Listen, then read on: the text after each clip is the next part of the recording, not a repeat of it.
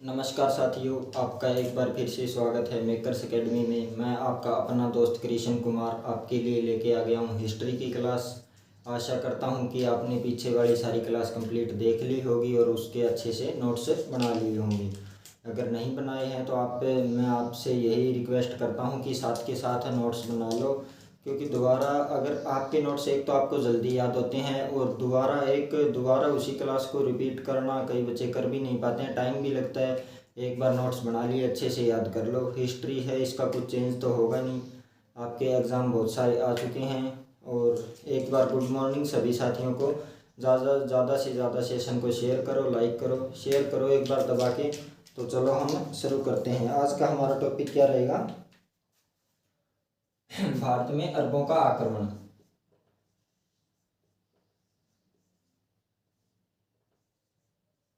भारत में अरबों का आक्रमण कब से कब तक किया, किस किस ने किया, कहाँ इसका उल्लेख मिलता है, पूरी हमें डिटेल से इसके बारे में चर्चा करेंगे। ठीक है।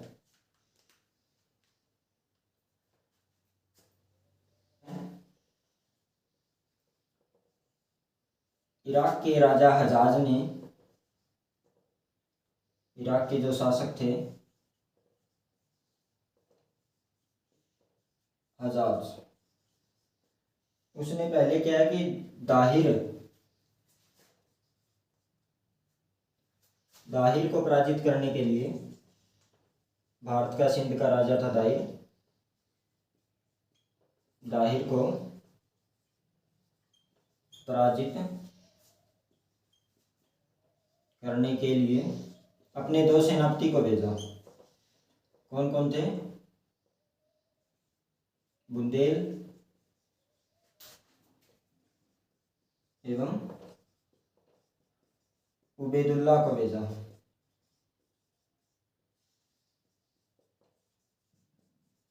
शानदार टॉपिक है हमारा ये। इसके बाद हमारी मिडिवल हिस्ट्री शुरू हो जाएगी, दिल्ली सल्तनत काल वगैरह, जो बहुत अच्छे से करेंगे। आप सभी ने एक आध बार कर भी रखा होगा और आपका फेवरेट टॉपिक भी होगा।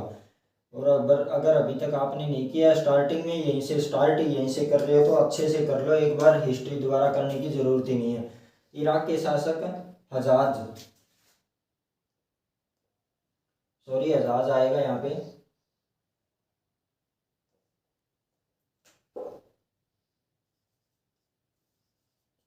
इराक के शासक हजाज ने दाहिर को पराजित करने के लिए अपने दो सेनापति कौन कौन से भेजे? शुरू में बुंदेल और उबैदुल्ला को भेजा। ठीक है। इसमें क्या है कि दाहिर व इनके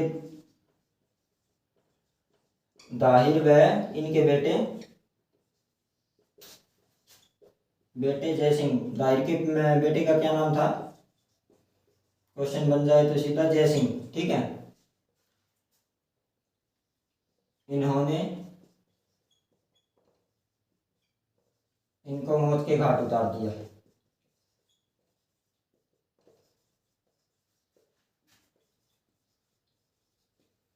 ठीक है। इन्होंने इन दोनों को मौत के घाट उतार दिया, इनको मार डाला। किस किसने? दाहिर और इनके बेटे जय सिंह ने। उसके बाद कौन है कि आजाद अल हजाज के जो दामाद थे वो आए, मोहम्मद बिन कासिम। थोड़ा बहुत आपने इनके बारे में जरूर सुन रखा होगा।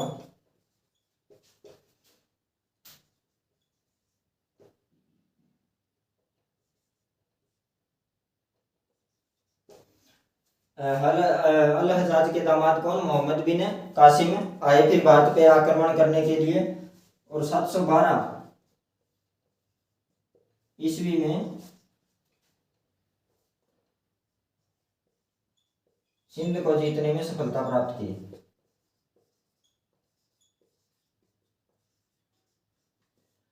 सिंध को जीतने में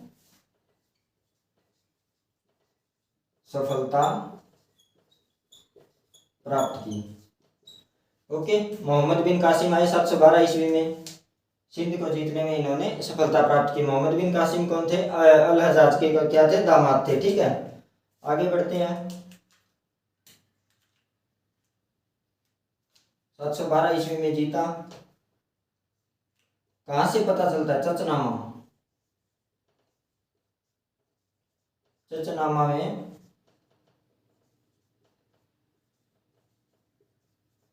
मोहम्मद बिन कासिम की विजय का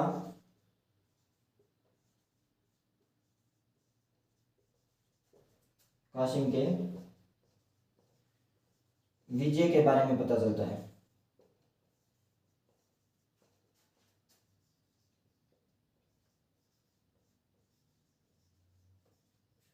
चलता है, ठीक है। चच कौन थे? चच थे दाहिर के पिता, ठीक है। दाहिर के पिता का नाम क्या था? चच। और चचनामा में मोहम्मद बिन कासिम की विजय के बारे में पता चलता है, ठीक है। 714 ईस्वी में 14 ईस्वी में हज्जाज की मृत्यु हो गई।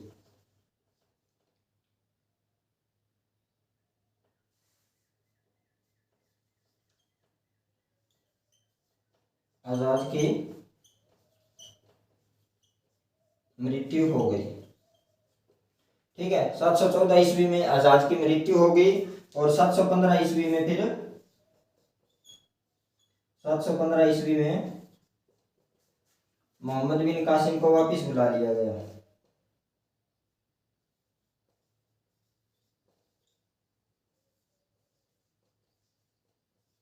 मोहम्मद बिन कासिम भारत से लौट गए, ठीक है। और ये कौन से दर्रे से आए थे? ये क्वेश्चन उठ जाता है। कौन से दर्रे से आए थे भारत में? बोलन दर्रा,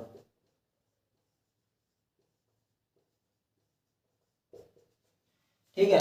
यही है मोहम्मद बिन कासिम के बारे में। मोहम्मद बिन कासिम से ज्यादा क्वेश्चन उठते हैं। स्टार्टिंग में आक्रमण किन्होंने किया? ये इराक के शासक हज्जाज को जो है ना, दाहिर को पराजित करने के लिए किस किस को भेजा? स्टार्टिंग में बुंदेल और उबैदुल्ला को भेजा, ठीक है। लेकिन दाहिर और उनके जो बेटे थे, उनके बेटे का क्या नाम है? जयसिंह, इन्होंने इनको मौत के घाट उतार दिया। उसके बाद इनके दामाद आए मोहम्मद बिन कासिम 712 ईस्वी में, सिंध पर जीत प्राप्त की अच्छे से। कौन से दर्रे से आए? बोलन दर्रे से। ये क्वेश्चन उठ जाता है। और चचनामा में मोहम्मद बिन कासिम की जीत का जिक्र मिला है, ठीक है। ये क्वेश्चन इंपॉर्टेंट है, पूछ लिया जाता है कि कहाँ से मिला है, या जो इनके जीत का प्रमाण है वो कहाँ से मिला है? चचनामा से। 714 ईस्वी में हज्जाज की मृत्यु हो गई तो 715 ईस्वी में मोहम्मद बिन कासिम वापिस भारत से वापिस लौट गए, ठीक है। इसके बाद हमारा आगे आएगा मोहम्मद गजनवी।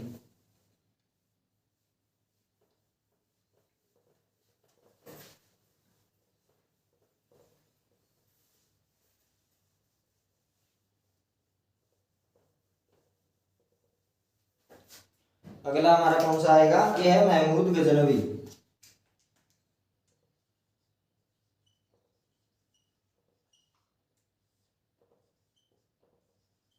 महमूद गजनवी। पहली बात तो गजनवी वंश के संस्थापक कौन थे?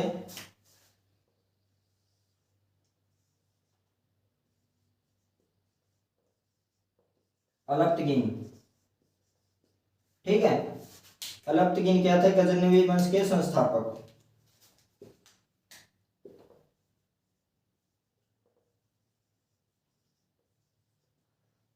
भैया गजनवी वंश में मोहम्मद गजनवी कहाँ से कैसे आए, वे इनके पहले शासक कौन थे, किसके पुत्र थे, इसके बारे में हम थोड़ा सा ये डिटेल में, ज़्यादा डिटेल इनके बारे में पूछी नहीं जाती, लेकिन हम अच्छे से आपको बता देते हैं जो भी है। अलप्तगिन के दामाद दामाद सुबुक्तगिन बाद में गद्दी पर बैठे, ठीक है। सुबुक्तगिन, अलप्तगिन के बाद में गद्दी पर कौन बैठे? इनके दामाद सुबुक्तगिन। सुबुक्तगिन के उत्तराधिकारी थे मोहम्मद गजनवी, ठीक है। उत्तराधिकारी, ओके। भारत में अरबों का आक्रमण मोहम्मद गजनवी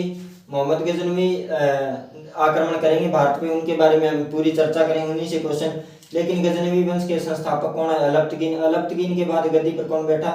उनके दामाद और गुलाम सुबुक्तगिन के फिर उत्तराधिकारी कौन थे? मोहम्मद गजनवी गद्दी पर कब बैठे?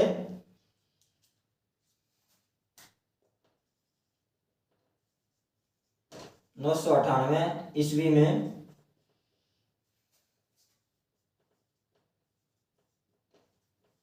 राजा की गद्दी पर बैठे। ठीक है, मोहम्मद गजनवी। और इनके बारे में तो आपको भी पता होगा, बहुत इंपॉर्टेंट से क्वेश्चन उठते हैं सीधा ही के 1000 से 1028 के बीच भारत पर 17 बार आक्रमण किए इन्होंने। 17 बार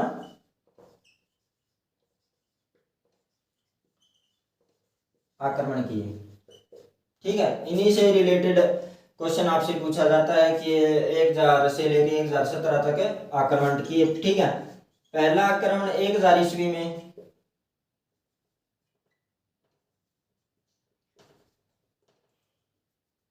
भारत की सीमा पर छोटे छोटे किलों को जीता।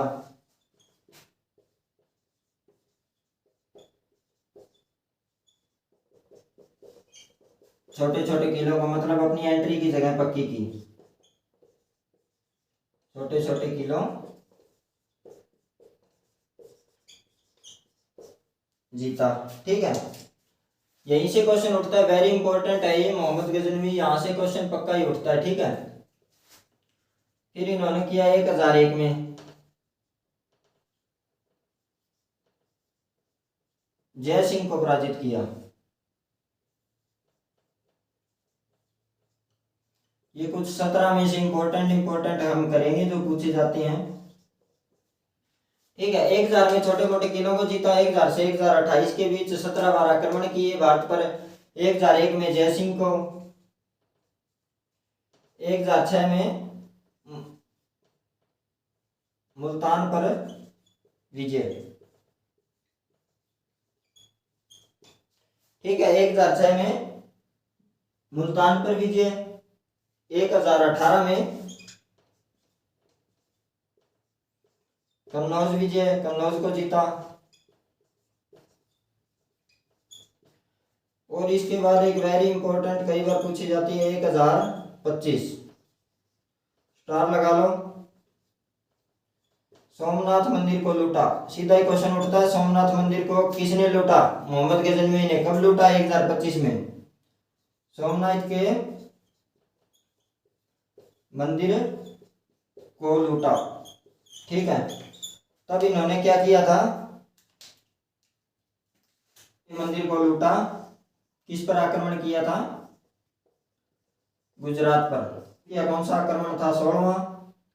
और भीमसेन प्रथम, भीम प्रथम पर इन्होंने आक्रमण किया था। ठीक है, इसके बाद में 1027 में अंतिम आक्रमण, अंतिम आक्रमण जाटों के खिलाफ। जाटों के खिलाफ। जाटों के खिलाफ क्यों किया? क्योंकि जब ये सोमनाथ मंदिर को इन्होंने लूटा तो इन्होंने बहुत सारा धन लेकर, जब ये रास्ते जा रहे थे तो पंजाब और जब उस समय पंजाब के जाटों ने इनको लूट लिया था, इसीलिए इन्होंने बदला लेने के लिए अंतिम आक्रमण अपना 1027 में जाटों के खिलाफ किया। 1030 में इनकी मृत्यु हो गई। इनमें बहुत सारी इंपॉर्टेंट डेट है, याद रखने योग्य। ठीक है, 1030 में इनकी मृत्यु हो गई। मोहम्मद गजनवी, गजनवी वंश के संस्थापक अलतगीन। उसके बाद कौन गद्दी पर बैठे? दामाद सबुक्तगीन। उत्तराधिकारी कौन बने बाद में? मोहम्मद गजनवी। ठीक है, 998 ईस्वी में गद्दी पर बैठे। 1000 से 1028 के बीच 17 बार आक्रमण। 1000 में छोटे मोटे किलों को जीता। 1001 में जय सिंह को पराजित किया। 1006 में मुल्तान की विजयी। 1018 में कन्नौज की विजयी। 1025 में सोमनाथ के मंदिर को लूटा। गुजरात पर उस समय हमला किया था भीम प्रथम पर। और 1027 में अंतिम आक्रमण जाटों के खिलाफ। 1030 में इनकी मृत्यु हो गई। ठीक है, ये जाटों वाला भी मैंने आपको बता दिया कि जब सोमनाथ मंदिर को ये लूट कर लेके जा रहे थे तो जाटों ने बीच में इनको लूट लिया था, इसीलिए बदला लेने के लिए इन्होंने ये सब किया। इनके दरबारी कवि कौन थे? उतवी।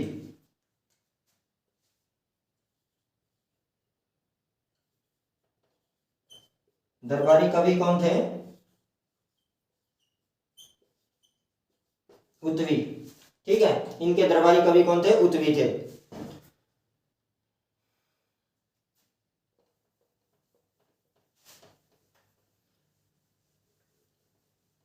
एक बार शेयर कर दो इस सेशन को ज्यादा से ज्यादा।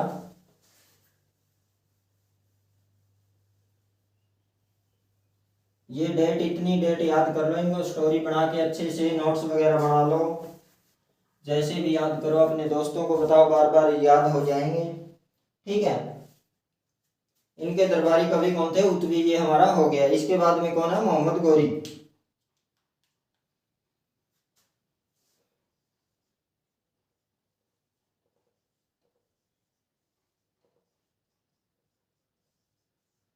इसके बाद कौन आए? मोहम्मद। आक्रमण किया, वो लूट कर ले जाते थे, लेकिन इन्होंने भारत में स्थापना की, और स्थापना के रूप में हम आगे दिल्ली सल्तनत काल को देखेंगे, जो यहीं से स्टार्ट होती है, यहीं से उसकी जड़ है। इसीलिए इनको यहाँ पे अरबों के द्वारा भी संस्थापक है जो भारत में, वो इन्हें माना जाता है। ठीक है, 1175 में प्रथम आक्रमण किया था इन्होंने।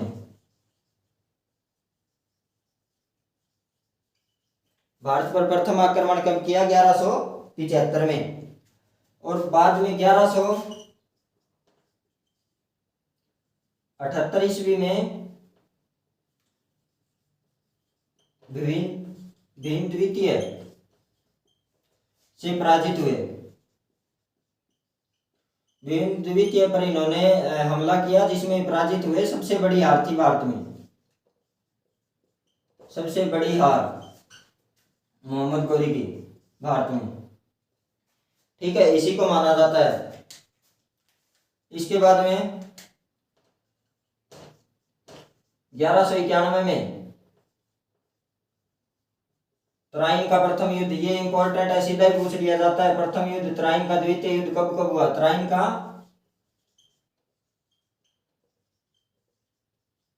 का प्रथम युद्ध 1191 में। पृथ्वीराज चौहान विजयी रहे, मोहम्मद गौरी हार गए। पृथ्वीराज चौहान और किस किस के बीच हुआ था? सीधा ये क्वेश्चन भी पूछ लिया जाता है। मोहम्मद गौरी किसके बीच हुआ? पृथ्वीराज चौहान और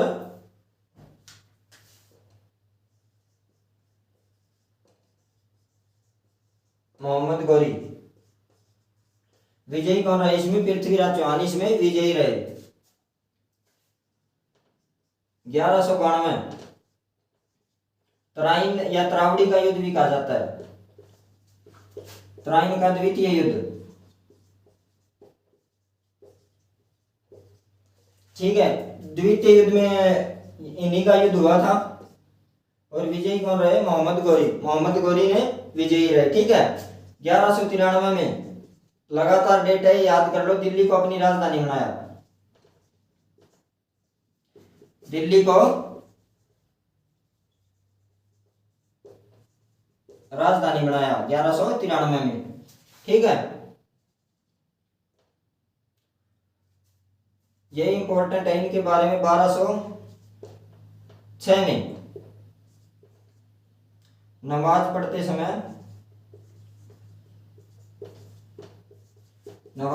समय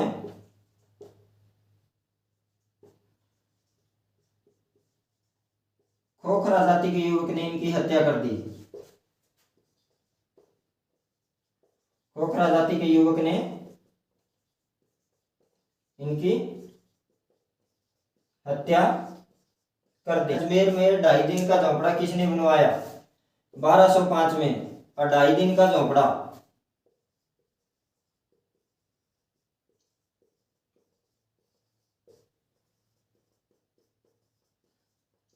ठीक है। कई बार अगर ऑप्शन में कुतुबुद्दीन ऐबक हो तो कुतुबुद्दीन ऐबक, दोनों साइड मिलेंगे नहीं। या फिर अगर मोहम्मद गौरी दिया हुआ हो तो मोहम्मद गौरी ने स्थापना कुतुबुद्दीन ऐबक ने भी की थी, और 1205 में और 2.5 दिन के झोपड़े में मोहम्मद गौरी को भी इसका संस्थापक माना जाता है, और कुतुबुद्दीन ऐबक को भी माना जाता है। ठीक है, और भारत का शासन किसके हाथों में आ गया था? भारत का शासन किसके हाथों में दिया मोहम्मद गौरी ने? इनके गुलाम कौन थे? कुतुबुद्दीन ऐबक। ऐबक के हाथ में भारत की सत्ता सौंप दी, और कुतुबुद्दीन ऐबक से हमारा गुलाम वंश यानी कि दिल्ली सल्तनत काल शुरू हो जाता है। तो ये हमारा था मोहम्मद गौरी 1175 में प्रथम बार आक्रमण किया, 1178 में भीम द्वितीय से पराजित हुए, भारत में सबसे बड़ी पराजय थी। 1191 में तराइन का प्रथम युद्ध, पृथ्वीराज चौहान मोहम्मद गौरी। 1192 में तराइन का द्वितीय युद्ध। 1193 में दिल्ली की राजधानी बनाया। 1205 में 2.5 दिन का झोंपड़ा। 6 में नमाज पढ़ रहे थे, खोखरा जाति के व्यक्ति ने इनकी हत्या कर दी। ठीक है, तो आपको वीडियो कैसी लगी? अगर अच्छी लगी हो तो लाइक करो, शेयर करो, वीडियो को शेयर ज़्यादा से ज़्यादा करो। व्यू स्टार्टिंग से अब तक बहुत ज़्यादा कम हुए हैं और मैं हमारे एकेडमी के ऑफलाइन स्टूडेंट है सुखदेव शर्मा, उनको बहुत बहुत बधाई देता हूं कि उनका एफकेट का एग्ज़ाम क्लियर हुआ है। अच्छे नंबरों से सेकंड टाइम था उनका, अच्छे अंक प्राप्त करके उन्होंने एग्ज़ाम क्लियर किया है। उनको बहुत बहुत बधाई हो और एसएसबी की तैयारी में अपने जुट जाओ।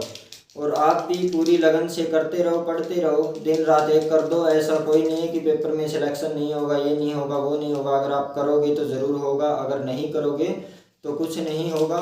तो वीडियो को एक बार ज़्यादा से ज़्यादा शेयर कर देना। मेकर्स एकेडमी की तरफ से आपका एक बार फिर से धन्यवाद। आप आए, आपने वीडियो पूरी देखी, विजिट की।